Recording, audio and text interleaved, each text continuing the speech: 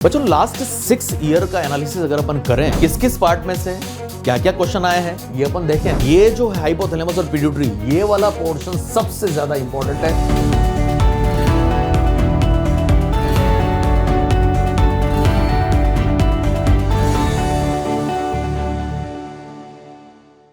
Hello students, कैसे हैं आप? आई होप आप सभी स्वस्थ होंगे और नीट की प्रिपरेशन में व्यस्त होंगे।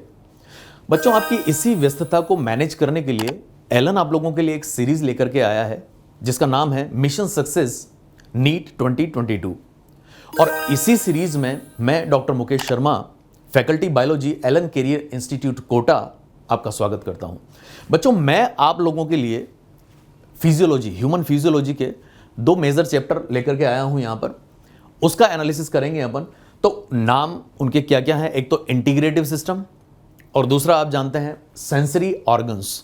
तो इंटीग्रेटिव सिस्टम जो है उसमें से 2 नाम आप लोगों ने पढ़े हैं, दैट इज नर्वस सिस्टम या न्यूरल कंट्रोल एंड कोऑर्डिनेशन, और दूसरा एंडोक्राइन सिस्टम और केमिकल कंट्रोल और कोऑर्डिनेशन। और आपका जो सेंसरी ऑर्गन है, इनमें 2 पार्ट आप लोगों ने पढ़े हैं, एक तो आई जिसको अपन बोलते हैं फोटो रिसेप्टर, और दूसरा ईयर जिसे अपन बोलते हैं फोनो रिसेप्टर। बच्चों, लास्ट 6 ईयर का एनालिसिस अगर अपन करें तो यहां पर ये जो इंटीग्रेटिव सिस्टम है, इस पूरे सिस्टम में से 29 क्वेश्चन आए हैं। और अगर सेंसरी ऑर्गन की बात करें तो इसमें से 5 क्वेश्चन आए हैं। तो किस किस पार्ट में से क्या क्या क्वेश्चन आए हैं ये अपन देखें।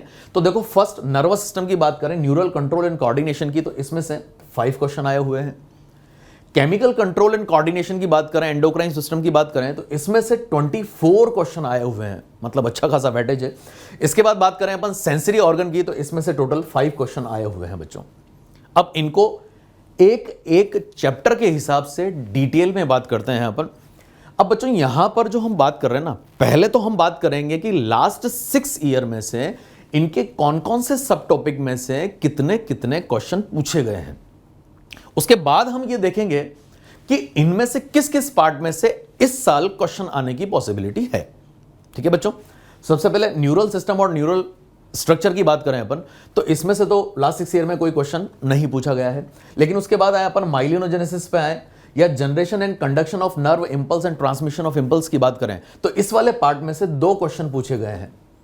अब इंपल्स कंडक्शन में, सिनेप्टिक ट्रांसमिशन में से आपको पता है न्यूरोट्रांसमीटर पे क्वेश्चन आया था कि न्यूरोट्रांसमीटर्स के जो रिसेप्टर्स होते हैं वो प्री सिनेप्टिक मेम्ब्रेन पे मिलेंगे या पोस्ट सिनेप्टिक मेम्ब्रेन पे मिलेंगे। एक तो ये क्वेश्चन आया हुआ है। और माइलिनोजेनेसिस पे डायरेक्ट उसने सेल्स के नाम पूछ लिए थे आपसे कि माइलिनोजेनेसिस करवाने वाली सेल्स कौन कौन सी हैं। तो ये क्वेश्चन आपके पूछे गए इसमें से। सीएनएस पे आए अपन सेंट्रल नर्वस सिस्टम में से, तो सेंट्रल नर्वस सिस्टम में से एक क्वेश्चन आया है, वो मैचिंग पे आया हुआ है। उसके बाद पीएनएस की बात करें, पेरिफेरल नर्वस सिस्टम की, इसमें से कोई क्वेश्चन नहीं आया है। लेकिन एएनएस की बात करें, ऑटोनोमिक नर्वस सिस्टम की, तो ऑटोनोमिक नर्वस सिस्टम में एक क्वेश्चन पूछा गया है, और वो भी आप लोगों को पता है सिंपैथेटिक और पैरासिम्पैथेटिक में से जो पैरासिम्पैथेटिक नर्वस सिस्टम है उस पर से वो क्वेश्चन आया हुआ है एएनएस में से। उसके बाद रिफ्लेक्स सेक्शन की बात करें तो इसमें से कोई क्वेश्चन नहीं हुआ है। लेकिन डिसऑर्डर्स की बात करें ना बच्चों, तो डिसऑर्डर में से एक क्वेश्चन आया हुआ है, और ये भी आपको पता है कौन सा डिसऑर्डर पूछा था, अल्जाइमर डिजीज पूछा था। अब यहां बच्चों के दिमाग में बार बार एक चीज आती है कि सर हम एनसीईआरटी से पढ़ें या मॉड्यूल से पढ़ें। तो बच्चों, मॉड्यूल आपको पढ़ना है ही है, लेकिन एनसीईआरटी तो आपको टिप्स पे होनी चाहिए। लेकिन फिर मॉड्यूल में से कौन सा पार्ट पढ़ें अपन? देखो, एनसीईआरटी एलन का जो मॉड्यूल है उसमें अपनी एनसीईआरटी का मैक्सिमम पार्ट, कंप्लीट एनसीईआरटी उसमें ऐड कर दी है हमने। लेकिन मॉड्यूल में कुछ पार्ट एक्स्ट्रा भी है, तो हमको करना क्या है, जैसे डिसऑर्डर वाला पार्ट अपन देखें तो डिसऑर्डर वाला पार्ट आपकी एनसीईआरटी में नहीं दिया हुआ है बच्चों, लेकिन वो मॉड्यूल में हमने दे दिया है वहां पे। तो मॉड्यूल से डिसऑर्डर जो पार्ट एनसीईआरटी में नहीं है वो मॉड्यूल से आप देख लें और उसी को आप एनसीईआरटी में ऐड कर लें, ताकि आपको एक ही जगह पे पढ़ना पड़ेगा सारा। आई बात समझ में? अब ये तो मैंने वो बात आप लोगों को बताई कि कौन कौन से क्वेश्चन, कितने कितने क्वेश्चन इनमें से आए हुए हैं। लेकिन अब इस साल किस किस पार्ट में से क्वेश्चन आने की पॉसिबिलिटी है, तो बच्चों ये फर्स्ट पार्ट तो ये जो है इसको तो आपको वर्बली एक रीडिंग मारनी है। लेकिन जनरेशन और कंडक्शन ऑफ नर्व इंपल्स है, माइलिनोजेनेसिस वाला पार्ट है, इसको तो आपको अच्छे से पढ़ना ही है, क्योंकि इसमें से हमेशा पॉसिबिलिटी होती है क्वेश्चन आने की। सीएनएस वाला पार्ट, अब सीएनएस वाले पार्ट में से स्कल वाला पार्ट आप छोड़ सकते हैं, लेकिन जो आपका ब्रेन की कंप्लीट स्ट्रक्चर है, चाहे अपन सेरेब्रम की बात करें या लिम्बिक सिस्टम और ब्रेन स्टेम, इन पर से क्वेश्चन आने की पॉसिबिलिटी बहुत ज्यादा है। तो ये वाला पार्ट आप अच्छे से करें। देखो, पीएनएस से कोई क्वेश्चन आया नहीं हुआ है, तो पीएनएस आप छोड़ सकते हैं, पीएनएस में से केवल एक नर्व आप याद कर लें, वेगस नर्व, वो पढ़ लें आप, वो इंपॉर्टेंट है आपके लिए। इसके बाद ऑटोनॉमिक नर्वस सिस्टम में आए अपन, तो ऑटोनॉमिक नर्वस सिस्टम आपको पढ़ना है, क्योंकि जो सिंपैथेटिक और पैरासिम्पैथेटिक इसमें जो डिफरेंसेस हैं वो आप लोगों को याद रखना है, क्योंकि उसमें से क्वेश्चन आ सकते हैं। रिफ्लेक्स एक्शंस, इसमें जो आपकी एनसीईआरटी के अंदर जो डायग्राम दिया हुआ है मोनोसिनेप्टिक रिफ्लेक्स का, वो आप अच्छे से देख लें। बाकी डिसऑर्डर है वो आप मॉड्यूल में से देख लें। क्लियर? इसमें से चांसेस कम है आने के, लेकिन इस वाले पार्ट में से क्वेश्चन आने के चांसेस ज्यादा होते हैं। ये तो अपन ने नर्वस सिस्टम की बात की बच्चों। इसके बाद में नेक्स्ट आते हैं अपन एंडोक्राइन सिस्टम या केमिकल कंट्रोल और कोऑर्डिनेशन। इसमें से सबसे पहले अपन बात करें, जो फर्स्ट पार्ट आपको दिया है एनसीईआरटी में, एंडोक्राइन ग्लैंड्स एंड हार्मोन, इनमें से केवल एक क्वेश्चन पूछा हुआ है। इसके बाद हाइपोथैलेमस और पिट्यूटरी। बेटा ये जो है हाइपोथैलेमस और पिट्यूटरी, ये वाला पोर्शन सबसे ज्यादा इंपॉर्टेंट है, क्योंकि 9 क्वेश्चन सिर्फ और सिर्फ इसी पार्ट में से पूछे गए हैं। इसके बाद पीनियल ग्लैंड, पीनियल ग्लैंड में से एक क्वेश्चन आया हुआ है। थायराइड ग्लैंड में से भी एक क्वेश्चन पूछा है। पैराथायराइड ग्लैंड की बात करें तो पैराथायराइड में से 2 क्वेश्चन पूछे गए हैं। इसका मतलब पैराथायराइड ग्लैंड बहुत ज्यादा इंपॉर्टेंट है।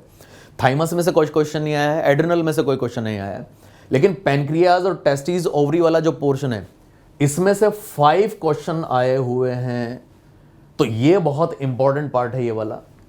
इसके बाद बात करें hormones of heart, kidney and GIT, मतलब आपकी जो नॉन ऑर्गेनाइज्ड एंडोक्राइन ग्लैंड है, उस वाले पार्ट में से 3 क्वेश्चन आए हुए हैं। मतलब ये पार्ट भी अच्छा खासा इंपॉर्टेंट है। मैकेनिज्म ऑफ हार्मोन एक्शन की बात करें तो इसमें से 2 क्वेश्चन पूछे हुए हैं। तो ये वाला पार्ट तो हमने देखी कि कौन कौन से क्वेश्चन आए हुए हैं, लेकिन अब वही बात कि क्या पार्ट पढ़ें इसके अंदर जो सबसे ज्यादा इंपॉर्टेंट हो, ध्यान किस पे देना है। पढ़ना तो अपने को सब कुछ है, लेकिन सबसे ज्यादा एम्फोसिस कौन से वाले पार्ट पे करना है। तो बच्चों ये वाला पार्ट तो आप निकल करके पढ़ के निकल जाए, लेकिन हाइपोथैलेमस और पिट्यूटरी जो है, अगेन ये वाला पार्ट सबसे ज्यादा इंपॉर्टेंट है। इसके बाद पीनियल, ठीक है आप रीडिंग मार लें। थायराइड, पैराथायराइड फिर से इंपॉर्टेंट है ये वाला पोर्शन। थाइमस वाला पार्ट आप छोड़ सकते हैं, क्योंकि आप इम्यूनिटी वगैरह में भी पढ़ लेते हैं। उसके बाद एड्रिनल वाला पार्ट ये आप पढ़ें, क्योंकि यहां से चांसेस हैं अब आने के। एड्रिनल वाले पार्ट के अंदर adrenal gland, pancreas, testis and ovaries. Gonads आप छोड़ सकते हैं, क्योंकि ये आप रिप्रोडक्टिव सिस्टम के अंदर पढ़ लेते हैं, लेकिन पैनक्रियाज बहुत ज्यादा इंपॉर्टेंट है, ये वाला पार्ट आपको पढ़ना पड़ेगा यहाँ पे। Hormones of heart, kidney and GIT, ये तो आप अच्छे से पढ़ लें, क्योंकि इस वाले पार्ट में से क्वेश्चन आने की पॉसिबिलिटी हमेशा रहती है। और मैकेनिज्म ऑफ हार्मोन एक्शन, ये तो इंपॉर्टेंट है ही। आप सब जानते हैं कि वाटर सोल्यूबल पे तो क्वेश्चन पूछा हुआ है, लेकिन फैट सोल्यूबल वो वाला पार्ट आपको ध्यान रखना है यहाँ पे। मैं फिर आपको बोल रहा हूं कि ये जो पार्ट है ना, ये हम बोल रहे हैं कि हाँ ये पढ़ना तो है ही है, लेकिन ध्यान रखना बच्चों, इनमें एनसीईआरटी में जो डायग्राम दिए हुए ना, वो डायग्राम बहुत ज़्यादा इंपॉर्टेंट है। चाहे नर्वस सिस्टम की बात करें अपन, एंडोक्राइन सिस्टम की बात करें, सेंसरी ऑर्गन्स की बात करें, डायग्राम आप अच्छे से देख लें और उसकी लेबलिंग बहुत अच्छे से देख लें, वो बहुत इंपॉर्टेंट पार्ट है। तो ये एंडोक्राइन सिस्टम की बात हुई। इसके बाद में आते हैं अपन सेंसरी ऑर्गन पे। देखो बच्चों, सेंसरी ऑर्गन्स जो है उसमें सबसे पहले अपन आई की बात कर रहे हैं, जिसको अपन ने फोटो रिसेप्टर भी बोला था। तो इसमें से जो क्वेश्चन आए हुए हैं, पार्ट्स ऑफ एन आई, मतलब जो स्ट्रक्चर पार्ट है, उस स्ट्रक्चर पार्ट में से 2 क्वेश्चन आए हुए हैं। और मैकेनिज्म ऑफ विजन जो है, इसमें से एक क्वेश्चन आया हुआ है। और विजन का मैकेनिज्म पे आप जानते हो कौन सा क्वेश्चन आया है, डीपोलराइजेशन, हाइपरपोलराइजेशन, जो रॉड सेल्स और कॉन सेल्स का था, उस पर आया हुआ है क्वेश्चन यहाँ पे।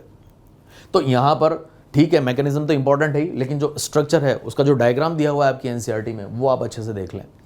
इसके बाद आते हैं अपन ईयर, बोले तो फोनो रिसेप्टर।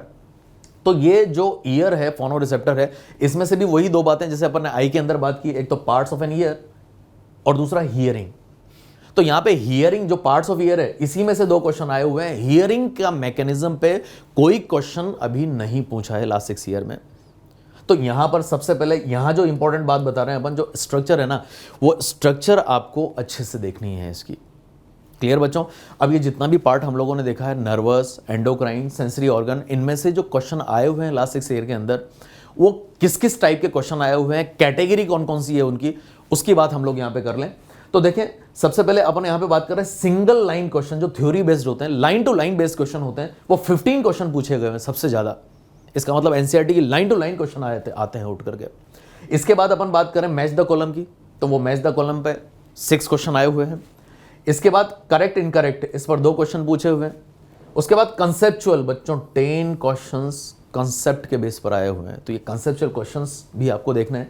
इसके बाद डायग्राम बेस्ड 1 क्वेश्चन आया हुआ है, लेकिन ध्यान रखना बच्चों, 1 क्वेश्चन आया है डायग्राम बेस्ड, लेकिन मैं फिर आपको बोल रहा हूं कि डायग्राम एनसीईआरटी के जितने भी डायग्राम दिए हुए हैं वो आप अच्छे से देखें लेबलिंग के साथ, बहुत इंपॉर्टेंट है। क्लियर? तो बच्चों आपको मेन एग्जाम के लिए सबको all the best. Thank you.